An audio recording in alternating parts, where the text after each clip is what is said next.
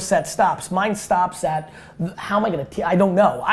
Boy, do I know the people that I know that have it are winning, and not just financially or exposure, like they're just in a happy place because of that self-awareness. What is your thought on self-awareness? Yeah, I think it's a skill like any other. So you do think it's something that can be developed? Some people might have natural capacity for it, but however they were raised, like any other skill, you know? It's like in the world. Some people are good at basketball, and some people have to work very hard to be good at basketball. Yeah.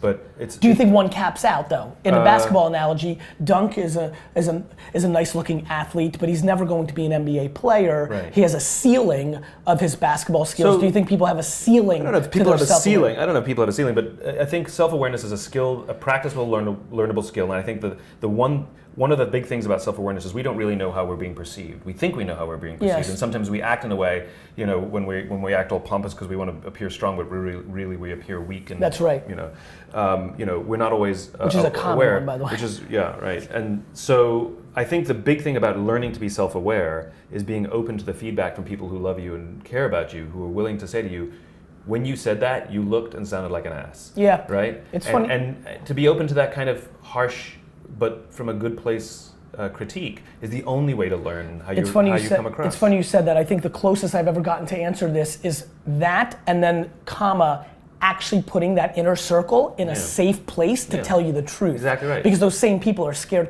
they love you. And if you're defensive the whole time, then game over. Then you are not learning self-awareness. I would tell you that my reading of comments over the last decade on social, and taking each with a grain of salt. Your biggest fans, you can only let your ego go so far, and you're aware that some people troll for the sake of getting reactions from the community, things of that nature. But the net, the millions in a net composite score has definitely been, I would always say that listening has done a lot more for me, even though I love to talk and always talk.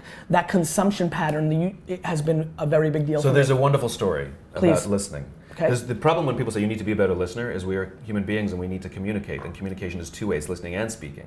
But everybody's like, you got to be a better listener. Like, but here's the best understanding I have of that. So Nelson Mandela is universally regarded as a great leader, which is important because different people are viewed differently in different nations. But Nelson Mandela, universally regarded as a great leader, right? He was actually the son of a tribal chief, and he was asked in an interview once, "How did you learn to be a great leader?" And he tells the story of how he would go to tribal meetings with his father. And he remembers two things. They always sat in a circle, and his father was always the last to speak. And in terms of leadership and listening, I think the idea of be a better listener is actually half the advice. I think the advice is practice being the last to speak. You see this all the time in meetings where everybody will sit around a room. The senior guy will be like, all right, here's the problem. Here's what I think we should do, but I'm really interested in what your thoughts are. Yes. Let's go around the room. It's too late. You've influenced the room. You've created the framework. And people bend and mold, as opposed to saying, here's the problem, I'm interested in what you have to say, without saying anything. And not even, and having this, and this takes practice, not even giving a hint whether you agree or disagree. If anything, you ask questions to learn more, you get the benefit of hearing everybody's opinion, everybody gets to feel heard, and then you get to render your opinion. So I would tell you, and this is for people that are running businesses, that is a micro example of the way, and I think makes a ton of sense. I would tell you, Andy, you obviously direct report to me, you run our team. I think people would be stunned by how little we talk at all.